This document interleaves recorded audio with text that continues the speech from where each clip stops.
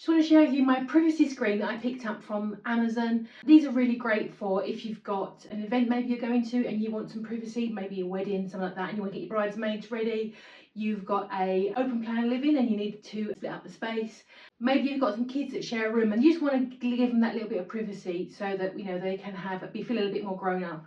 The screen comes in either 4 panels or 6. I've gone for the 4 here. For context, I'm 5'3".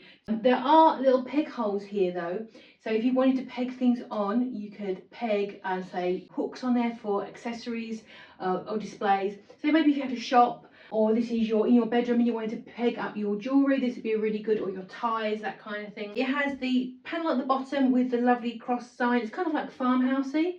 It does come pre-made, so you haven't got to do any building whatsoever. It is fully attached, all the hinges are attached, so all you have to do is simply unbox and it's good to go. It's a really nice quality.